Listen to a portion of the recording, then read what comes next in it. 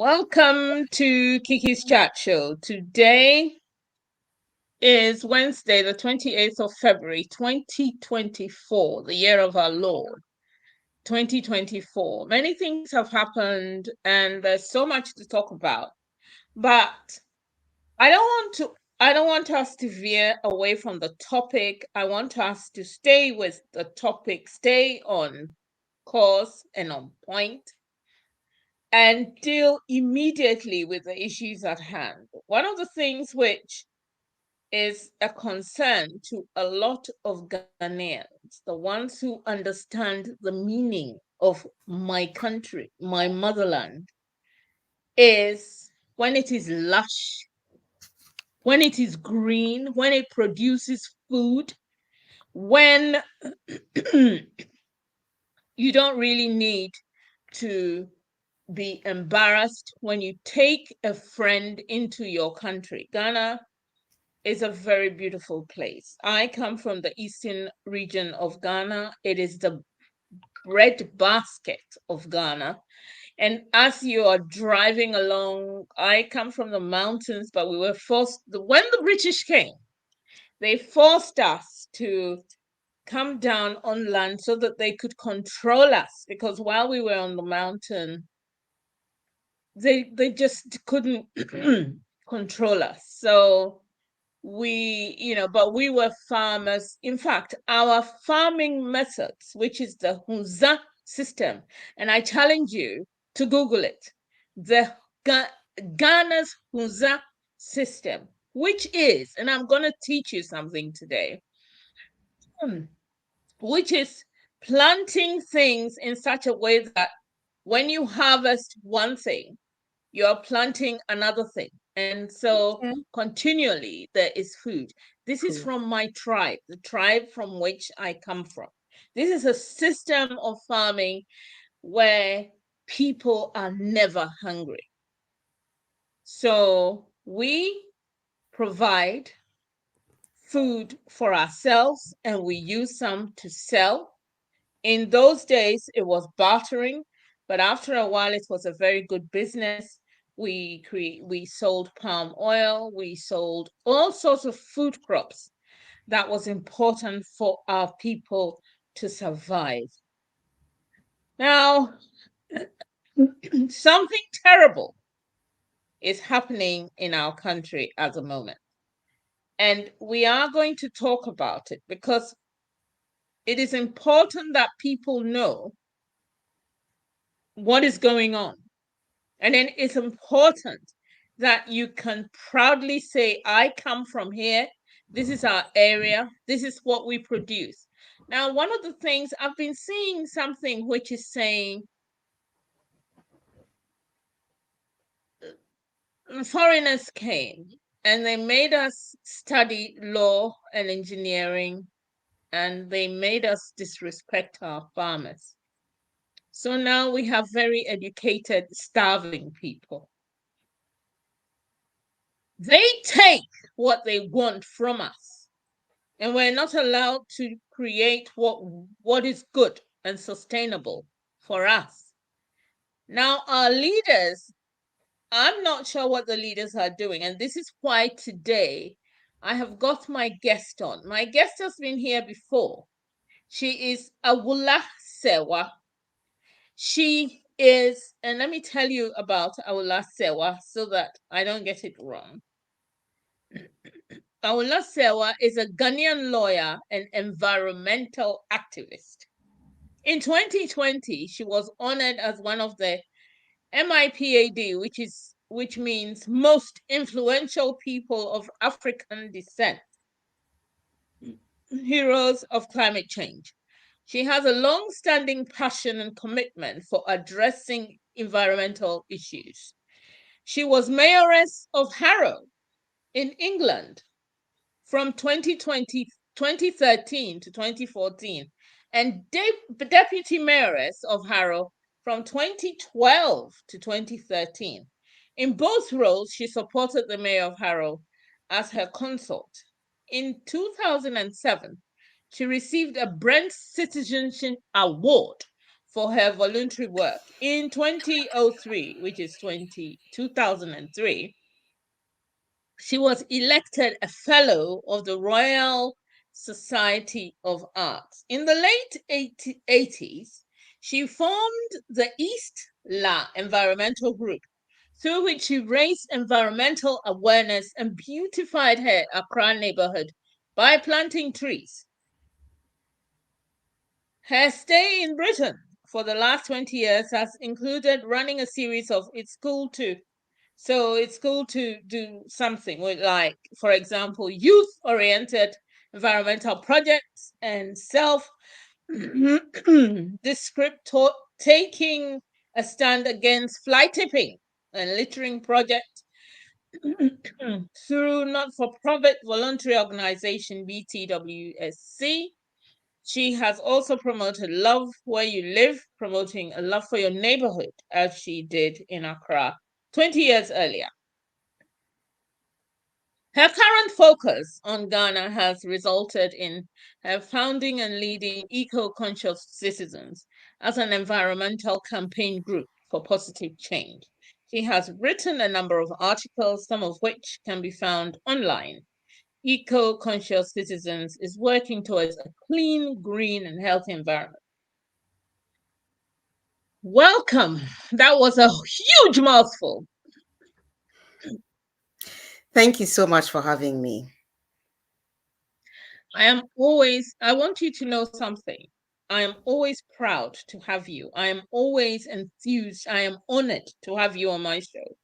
As I said previously, just now,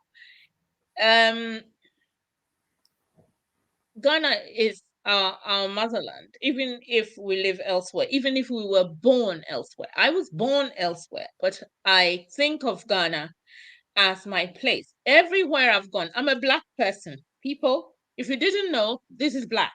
What you see before you is Black. Very black. Blackity black. And so there are places where people see you and they just dismiss you. And when they do, it's interesting. They take from us our gold, our bauxite, our minerals, they take everything from us. And they parade around like rich people. And we, the Black people, are treated with disdain. We are second-class citizens everywhere we go. However educated you are, if you're on a train, on a bus, nobody can see your certificate.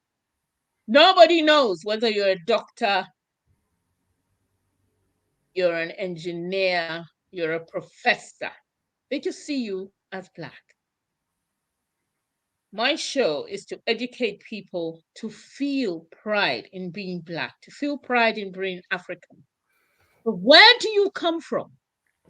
You come from Africa, a small corner in Africa. Everybody comes from somewhere.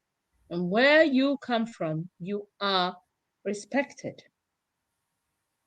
But why should we spoil our environment so that others can stay rich?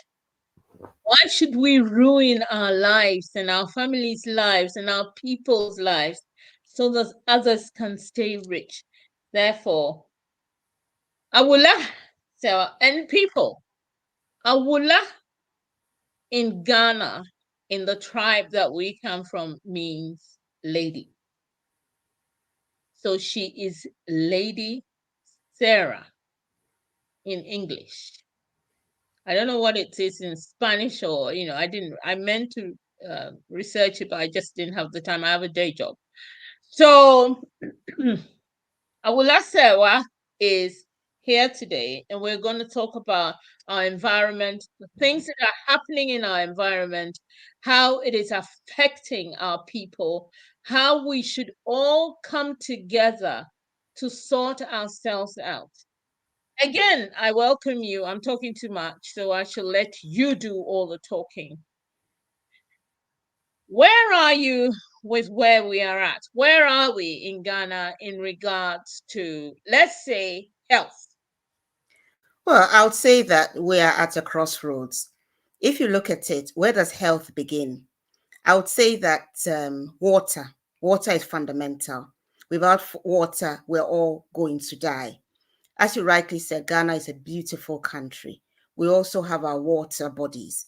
But what is happening now is that we are all facing an existential threat, whether we know it or not, whether we choose to be ostriches and bury our heads under the sand and pretend not to know what is going on.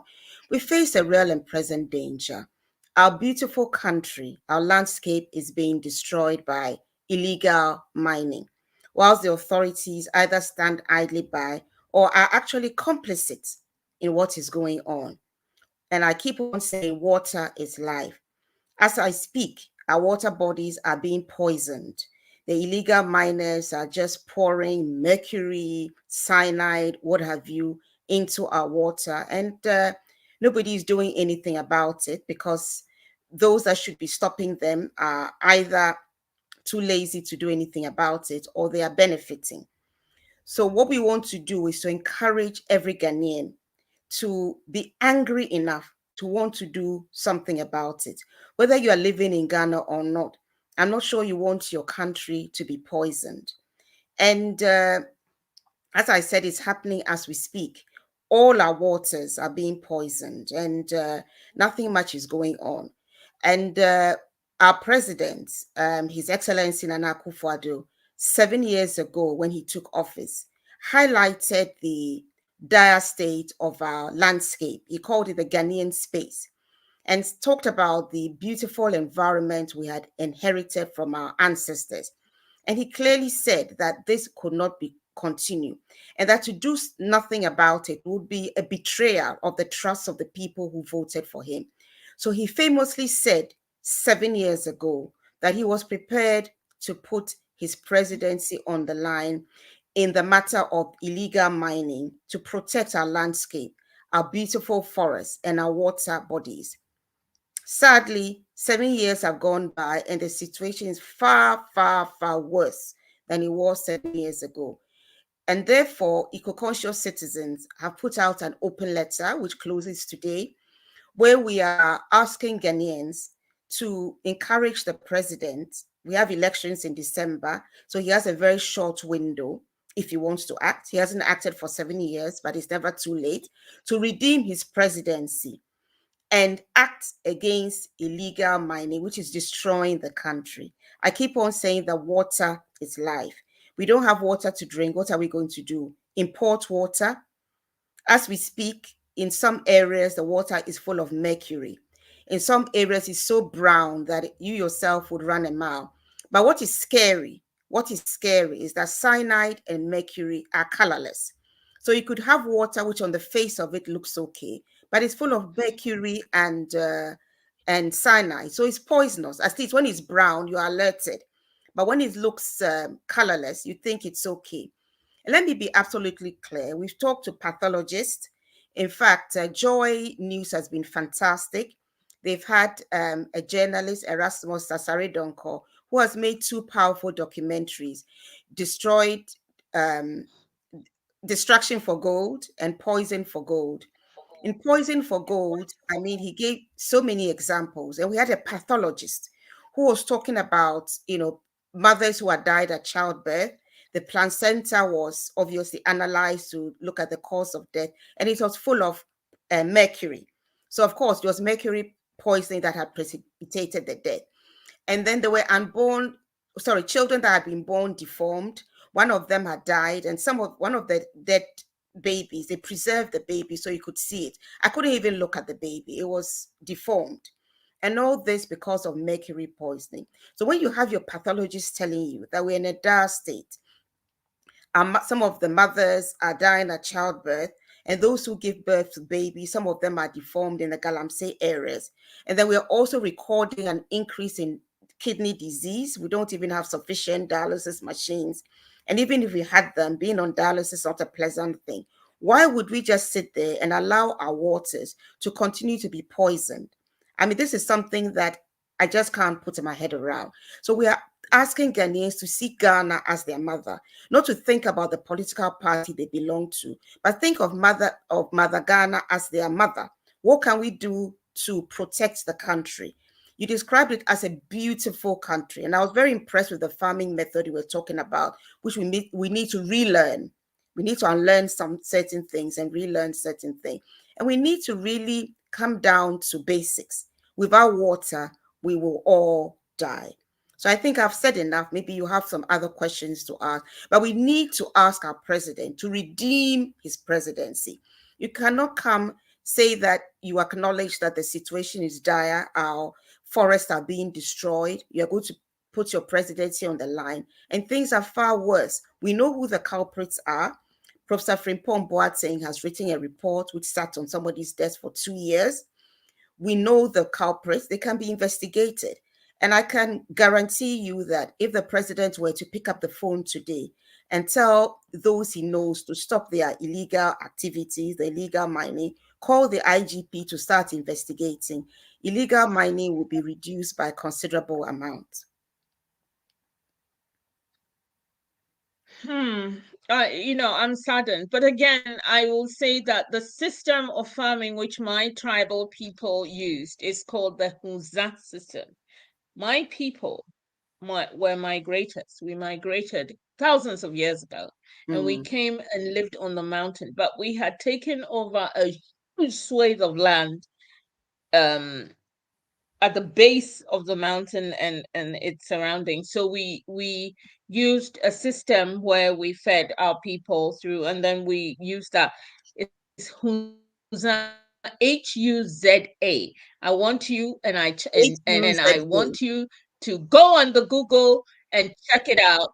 It is the most viable way of feeding our people, and we could adopt it. It used to be used in the whole of the country, and people from foreigners came to study because it keeps the soil healthy, and it keeps the soil, because you keep replenishing whatever it is. If you planted plantains and things one time, then you planted something else, so there was always food.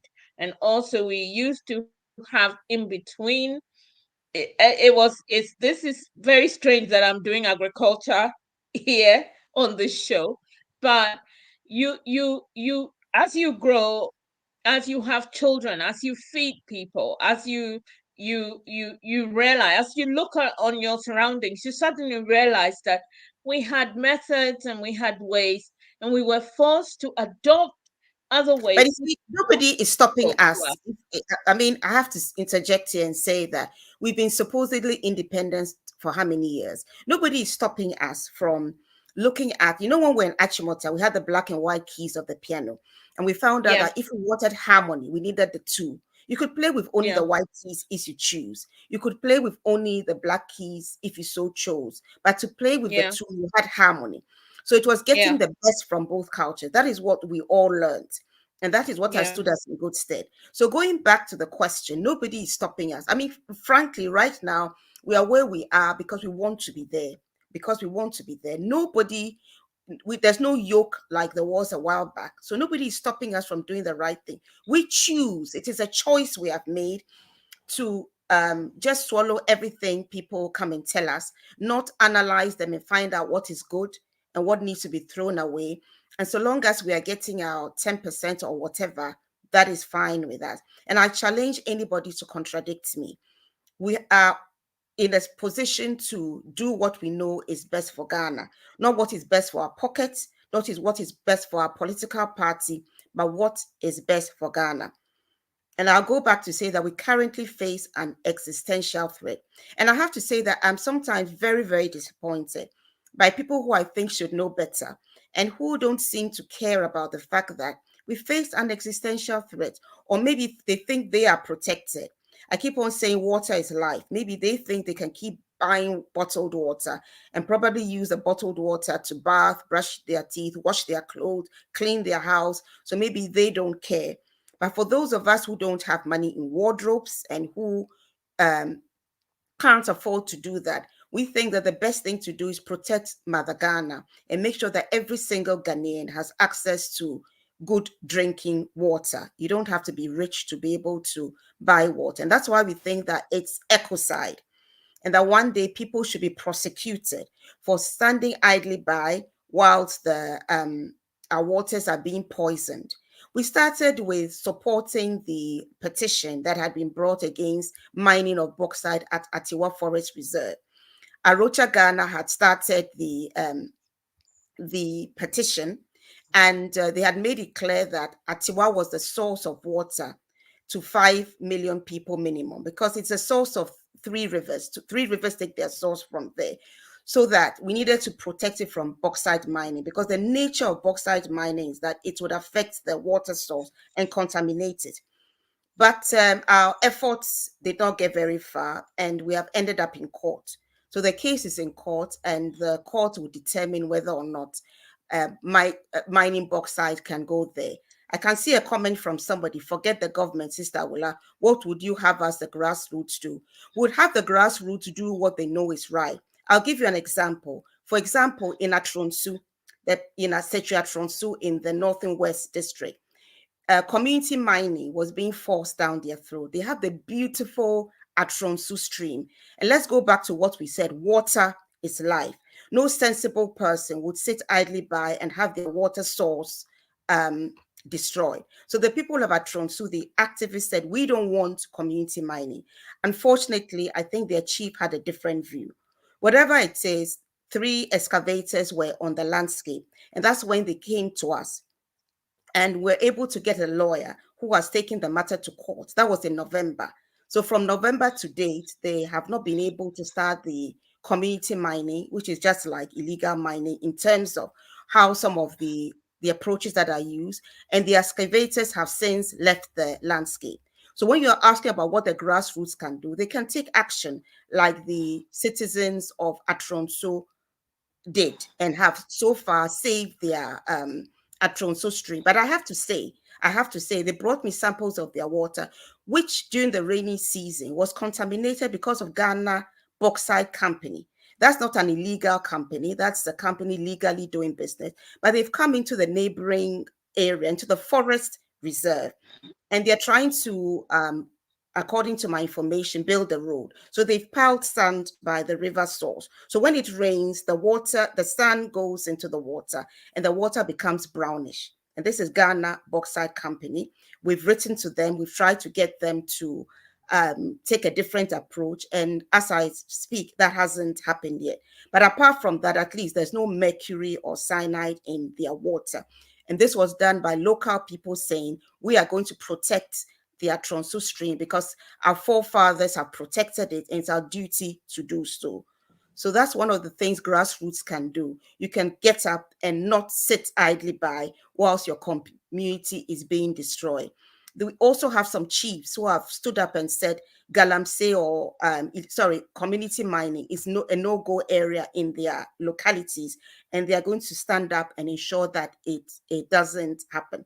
So it's for the grassroots to also do what they can, take a stand, seek support when they have to, like the people of Atronsu did, because going to court, I can assure you, is not cheap. And that's what people rely on. But they did what they could, and maybe police your own areas and ensure that community mining doesn't come there. But why I'll also talk about the government is that whether you like it or not, we live in a civilized country, and there's something known as leadership. So I can sit there and talk all I like, but I'm not in a position to stop certain things. And I'll talk about government. For instance, the government, not the grassroots, the government are in control, and they've passed EI 144, which declassifies parts of Achimota Forest. We know what a forest reserve is there for. A forest reserve is there for a purpose. But of course, we have somebody like our current CEO of Minerals Commission, sorry, not Minerals Commission, Forestry Commission, saying that he has no objections to mining in the forest reserve, which I thought was like a firefighter saying that he has no objection to arson. But this is what has happened. The executive, in its wisdom, has declassified parts of Achimota Forest and the Achimota Forest Reserve. And forest reserves are our lungs. So nobody in its right sense will just cut off parts of their land. So yes, in certain cases, government needs to act. So we have asked the government to repeal EI 144 so that the declassification is null and void.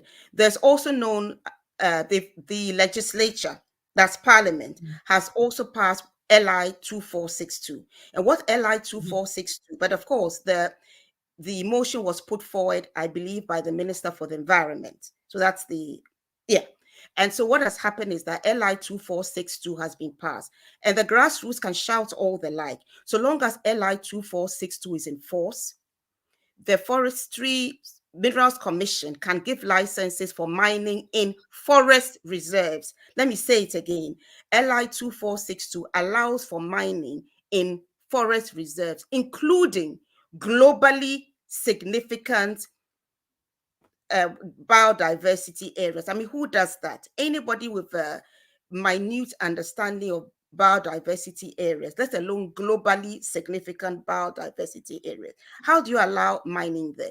So apart from the grassroots protesting, maybe going on demonstrations to Jubilee House or whatever, until we do that and we are successful, it remains. And since it was passed, I'm told that there's already mining ongoing in 3 globally significant biodiversity areas. So, we live in a system where the grassroots alone cannot do everything. We need to work together. We need leadership. But I accept that the grassroots can sometimes push the leadership into doing the right thing. But we cannot ignore the leadership. We need them to do the right thing, even if we have to push them to do so. So what did you say? LI 462? I'm sorry, LI 2462. It's perversely called the protection of forest reserves. It doesn't protect anything. What it does is that it allows virtually unfettered access to our forest reserves. And this, you see, is very interesting. You have a president who 7 years ago told us that he acknowledges how bad the Ghanaian space is and that he was prepared to put his presidency on the line. Yet, LI 2462 has been passed, which allows virtually unfettered access to our forest reserves, including globally significant biodiversity areas, if the president in writing says it's in the national interest. When will it be ever in the national interest to cut off your lungs? We're talking about climate change. We are talking about so many things. Why has this perverse law been passed? So we need to really wake up and understand what is going on. Unfettered mining is in nobody's interest, apart from the few millionaires it's creating. It's devastating the country and it's poisoning our water bodies. And it's also destroying the ecosystem because of biodiversity areas being trampled upon. So I want to say that in the open letter we didn't just write just anything. And I'm happy to say that it's been signed by over 200 people so far.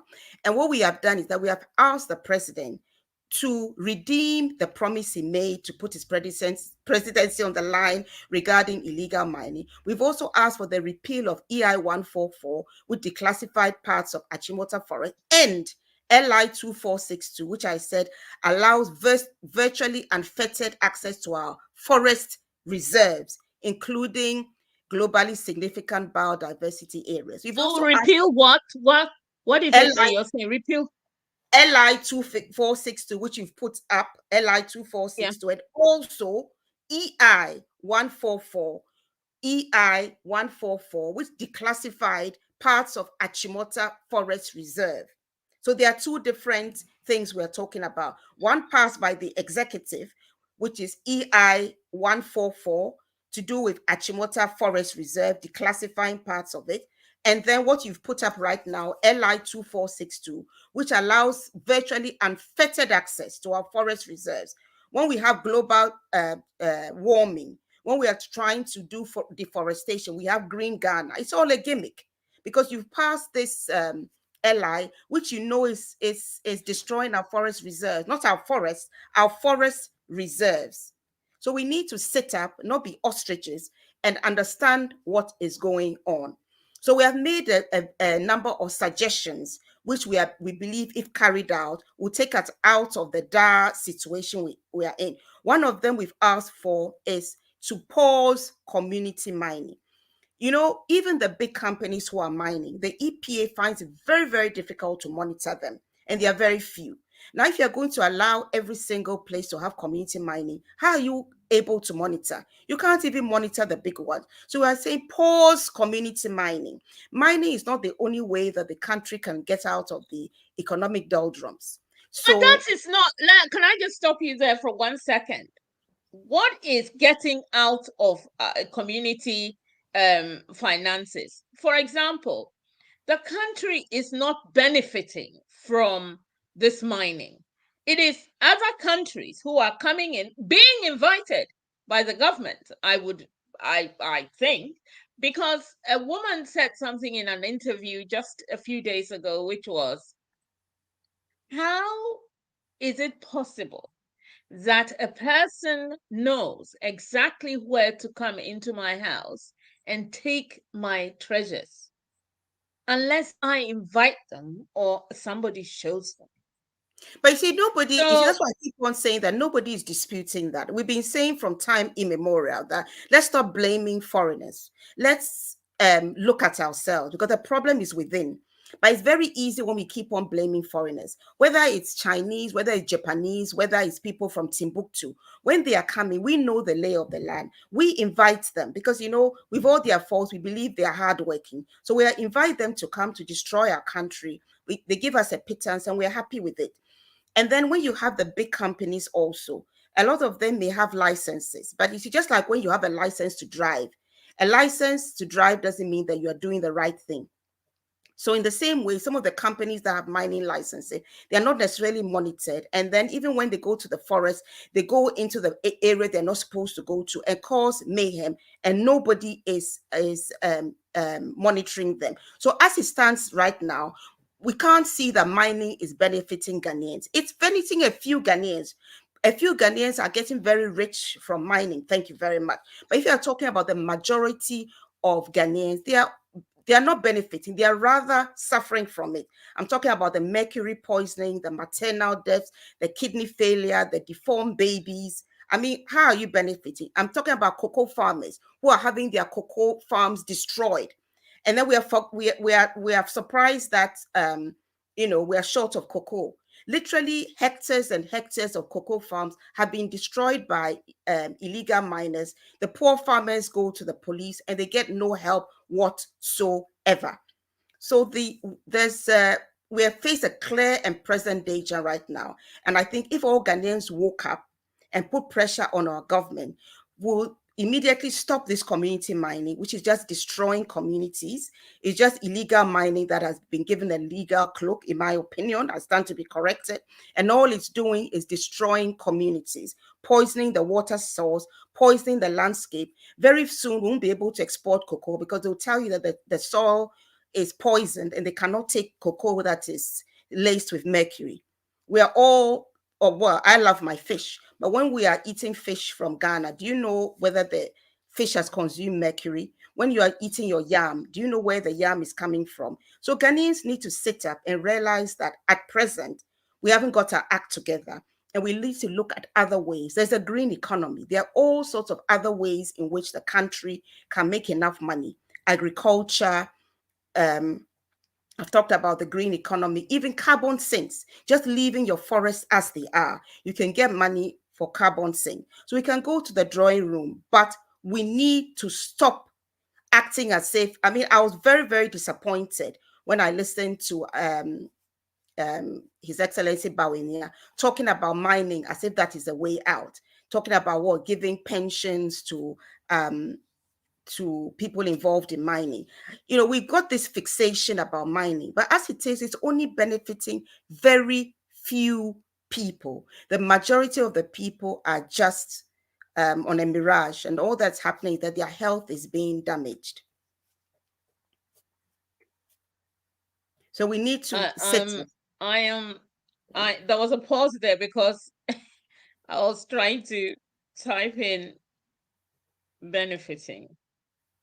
Yeah, who is benefiting? Who is benefiting? I mean, some people are doing very well. Thank you very much. I mean, I don't want to be personal, but we had a situation where the directors of Akonta Mining wrote to the Forestry Commission regarding mining in the Tano Nimiri Forest Reserve.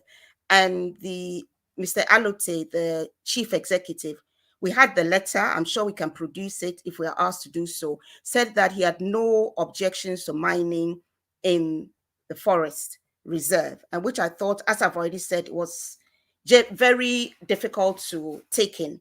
A forestry man who is supposed to be protecting the forest, saying that he had no I can't even find the words. He had no objection to mining in the forest reserve. They went to the Tano Nimiri Forest Reserve and destruction was caused there. To date, no action has been taken against the directors of Akonta Mining. So many questions have been asked of the president. Well, he's not the one who is supposed to arrest them or accept, but he can be shielding them. If you put your presidency on the line, and this person is a high flyer in the party, does that mean that he's untouchable? Yes. So we need to understand that we cannot shield people. If people have actually destroyed the parts of the Tano Nimiri Forest Reserve and they are walking around flaunting their wealth, and I know the Media Commission against Galamsey has made demands for investigations and arrests, and nothing has happened. We have added our voice. Then it means that we have one law for certain people, and then once in a while, we parade some hapless people who have been involved in illegal mining. I mean, those are the people at the bottom of the chain who are not really getting much, and then the high flyers, those who can afford the excavators, because excavators are not cheap. They are left off the hook. I mean, with this kind of what shall I say, situation going on, we're in a dire state. So yes, let's stop this fixation on mining. There are so many other ways we can get an income for the country and keep our people safe. And until the end of the program, I'll be drumming it in. Water is life. We cannot afford to sit idly by whilst our water bodies are being poisoned. We need to act, and not act tomorrow, but we needed to have acted yesterday. But it's still not too late. We don't want to wait till water company has warned us. Ghana Water Company has warned us several times that if things continue at this rate, they'll not be able to purify the water anymore. Because right now they're putting more and more and more chemicals into the water in an attempt to purify. Do we know what the side effects of those chemicals are? Of course, we don't know. I was at the launch of Poisoned for Gold. And I remember the CEO of Minerals Commission actually saying, he's the person, it's his office that gets the licenses. But he was happily telling us that when he was a child, he drank tap water. What was wrong with that? But today, he would not allow his children to drink tap water, because even though the Ghana Water Company assures us that it is safe, he has his doubts, so will not allow his children to drink tap water. But I'm sure other children who don't have the luxury of buying bottled water would have no choice but to drink the tap water. One of the things which I always say is that we have this attitude where, and it's all over the world, it's here in the UK, it's all over, where when you are fine or when you can afford something, then you don't worry about the rest of the people. You When see, you but again, if you are a proper human being, for example, Ghana was building a cathedral. Our president said he made a pledge, I don't know to whom, to build a cathedral with other people's money. But anyway, I mean, when you are a Christian, you don't just think about yourself, because it's about loving others. So you may have been blessed with riches, and that there's no crime in being wealthy. There's absolutely no crime in being wealthy. But when you have been blessed with a good education and wealth, as a Christian, you think of your fellow man. In Achimota, we were taught, born but to rule through service giving. Service was the key. We're not to lord it over people, but we're supposed to serve. We had the benefit of a good education, and ours was to serve, not to lord it over people. So if you have the benefit of money, there's nothing wrong with it, but it doesn't mean that you shouldn't think about other people. You should think that, what can I do to ensure that other people have access to good education like I did? What can I do to ensure that other people have access to good housing? I mean, people live in conditions that you wouldn't even want your dog to live in. So you have to ensure that other people have the basics. And we have lots of people in the Labour Party who came from wealthy backgrounds. But because they were wealthy, they didn't feel that, oh, I'm insulated, so it doesn't matter. They felt that God has blessed me, but I have a duty.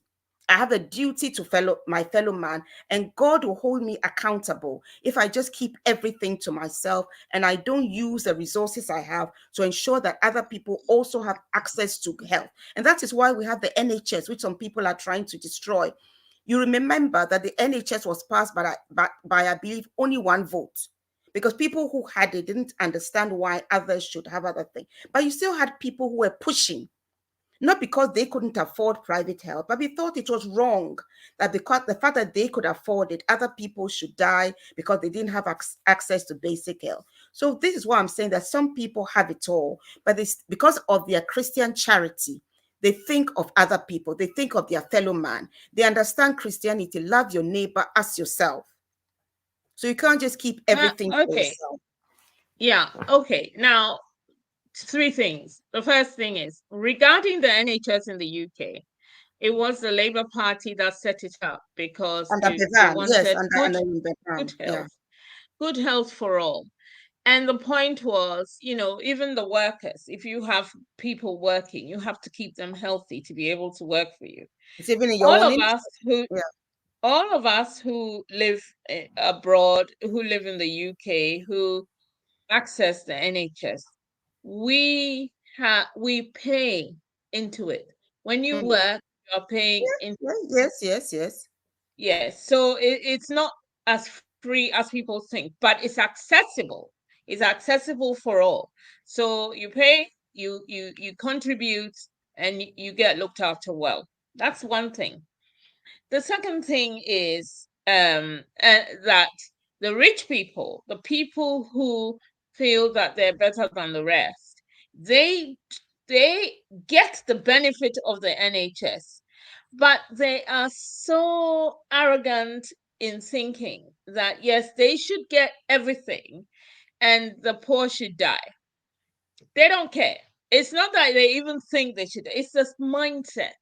It's a mindset of people who think that everything in the world is for them, and therefore sort the poor.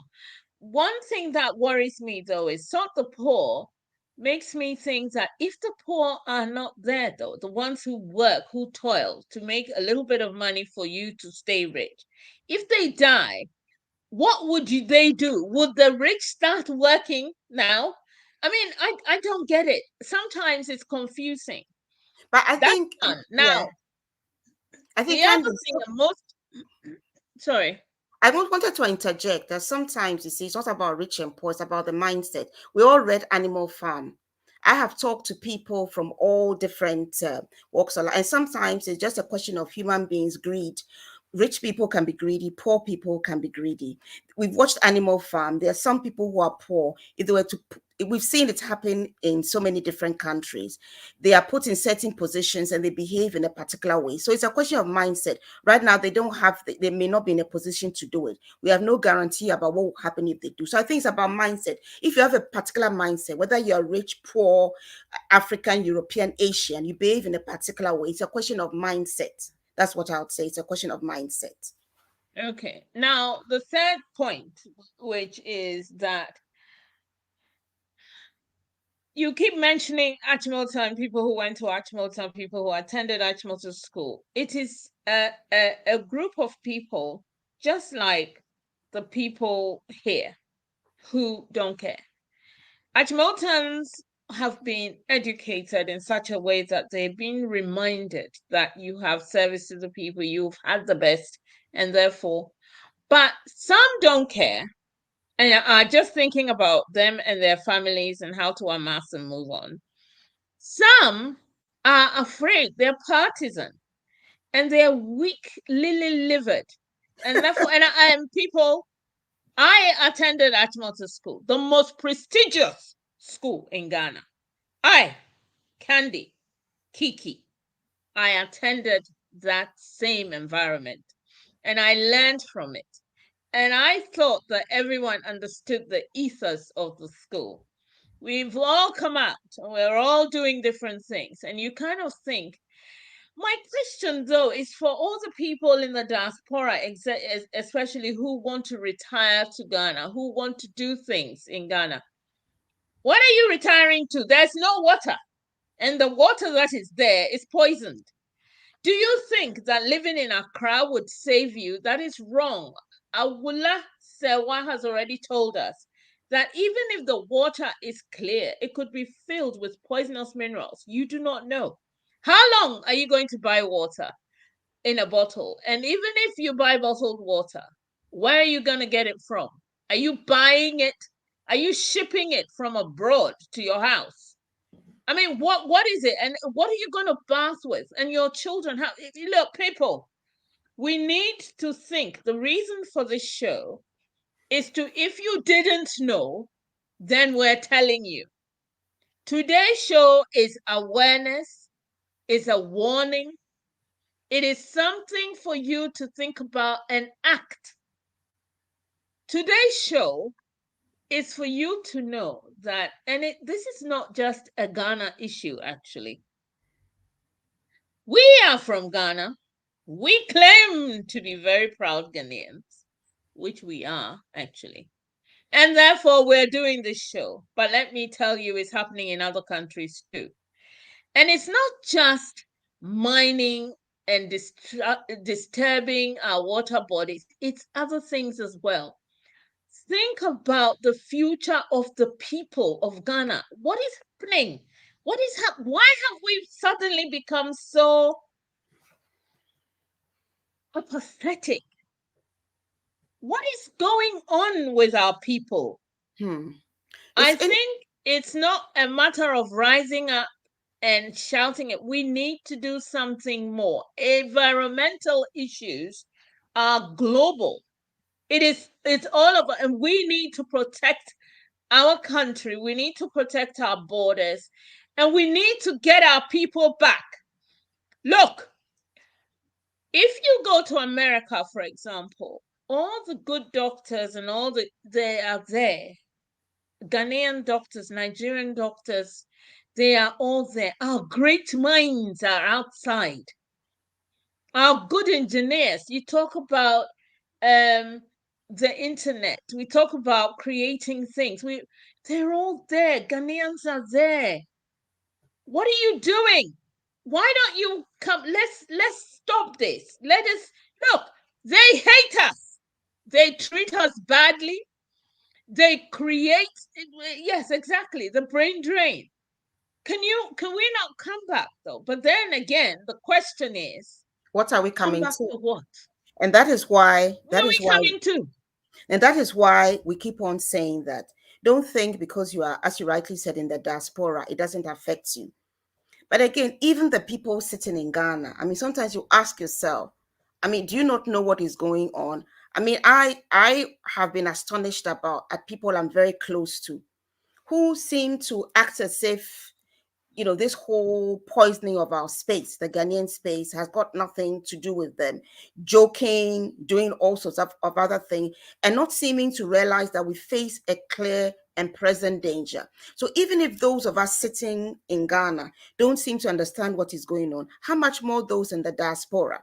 And if you want to retire in Ghana and you want to come to a country where all the trees are being cut off, either for either unlawful logging or because of mining, and our waters are poisoned, and that's what you want to come to, fair enough. But if you want to come to a Ghana that we all knew was a beautiful place, I mean, even when you go to certain places now, I mean, it's still beautiful. We have so many beautiful parts of Accra, but the destruction is approaching. Now we're going to mine lithium. What other damage are we going to cause with it? So we need to sit up and say, you know what? It's not only from mining or from logging alone. And somebody gave a very good example. He was talking about the Bible. If you realize when they were building, it was also there were lots of wood that was being used from Lebanon, the cedars of Lebanon. But he was saying when you go to Lebanon today, they still have their forest reserves. So nobody is saying that you shouldn't, for example, use wood to build, but you are saying that do it in an intelligent, managed manner so that you don't take from your reserves. I mean, you keep on having some, because the way they did it over 2,000 years ago, they are still adopting that system, and you still have lush forest reserves in Lebanon, even though so much wood was being used for, buildings of all these whatever. So what we are saying is that let's be a little intelligent about how we are using the resources. Let's not act as if there's no tomorrow. And I will repeat that those who are keeping quiet because their party is in power or because their friends are at it, remember that you are just as guilty. Because if you stand by when you could have spoken and refuse to speak because a family member or your party is involved, you'll be held accountable. So I urge everybody to speak out. And those in the diaspora, we have social media, the internet, you know what is going on. Add your voices. Ghana is your country. Even if you never come back, it's still your country. And let me be very clear. We will not be looked down upon when our countries are doing well. Nobody will look down on you when your countries are doing well. My parents were, studied here. They were talking about how Ghana at independence was so much respected. I mean, they came before independence, but at independence, how Ghana was so respected. People who were not Ghanaians were pretending to be Ghanaians.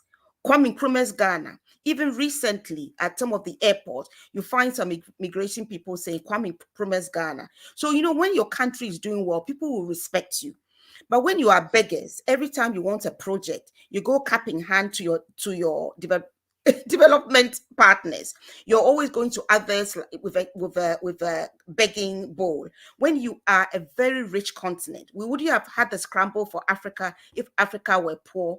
Africa is a rich continent, but not all, some of its citizens are impoverished. So we need to stop thinking of ourselves as poor. We come from a very, very rich country. And as you have rightly said, our professionals are everywhere, whether in the US, in the UK, the Western world, the Eastern world, wherever they are there. So let's stop acting like inferior beings. Let's hold our heads high. And I'll tell you this, nobody can make you feel inferior without your consent. Nobody can do that. So let's hold our heads high and let's build our country, because once our countries are doing well, we stop begging, always going to beg. People will respect us. Nobody respects a beggar. I'm sorry. Nobody respects a beggar. One of the issues here, though, and I have to say this, is because this is a show where we are educating people, we're calling people, we're opening their minds, we're trying to wake them up, etc., etc. It's the reason why we beg is because our things are taken from us, and then they come to some seating agreement that, okay, we'll give you this if you do this. So we are actually begging for our own money. We But are let me sometimes. let me interject, Candy. I will have to disagree. Sometimes it depends on who you are. I mean, I'm not as I said, my party is Ghana. And I know that nobody who has ruled Ghana has been a saint or perfect, because you're human and human beings will have flaws. So even if I admire, for example, Kwame Nkrumah, it doesn't mean he didn't make mistakes, but his heart was in the right place. When he was building what they call is it job 20? 600.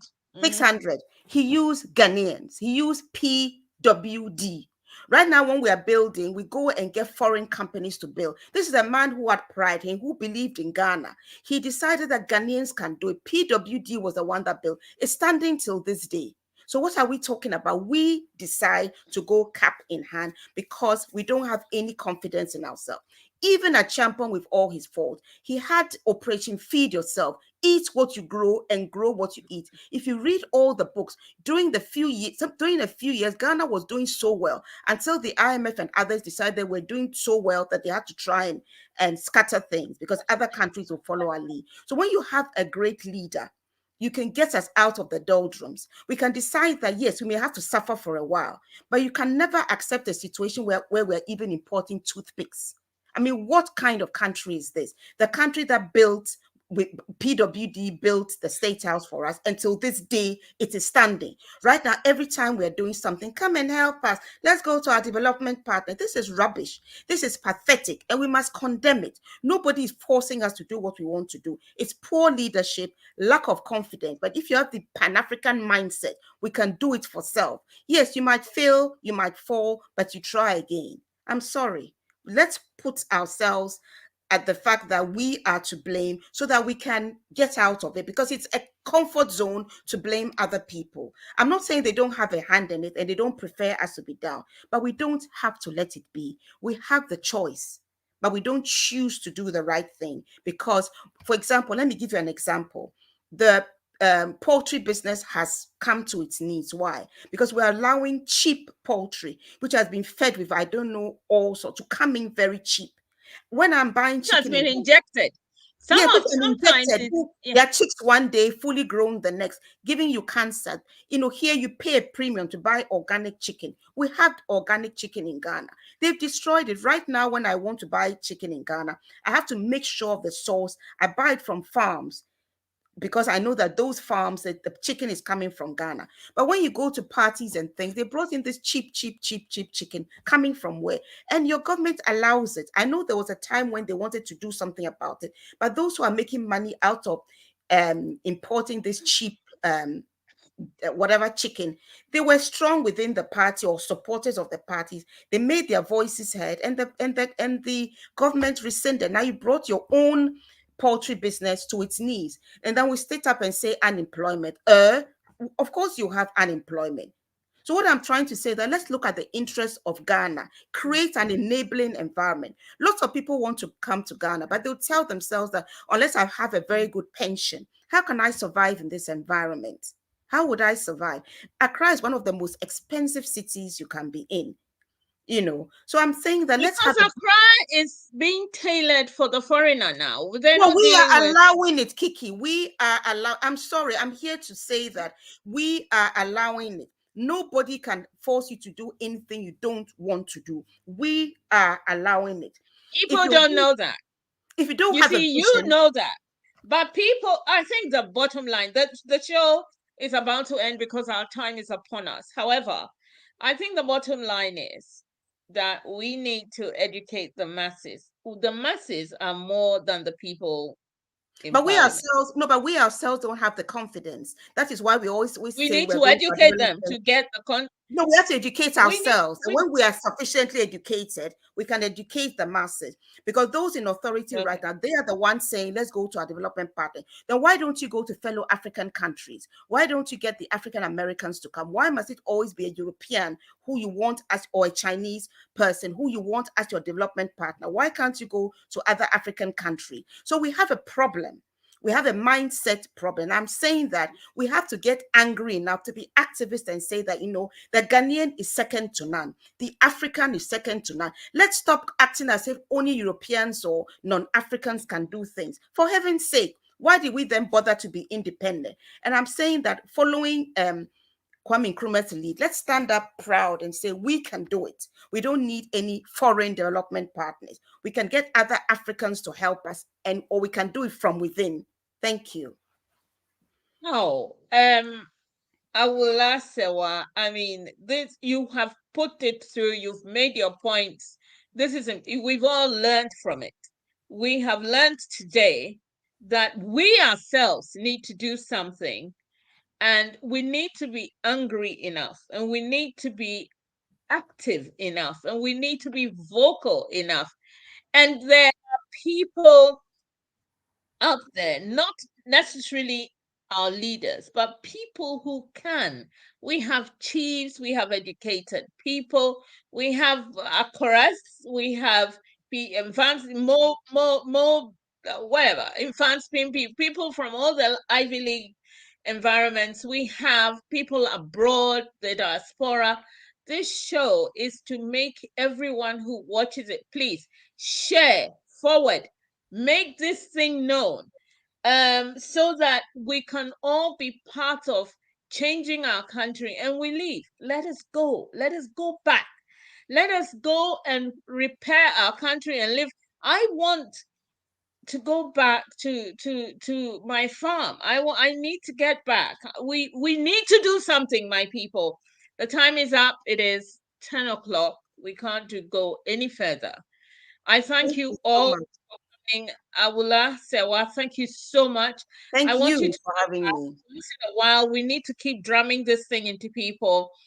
this has been an amazing show because I didn't realize the time. I had to start looking at I had to start checking to be sure that we don't go over. Otherwise, the whole show will not be shown.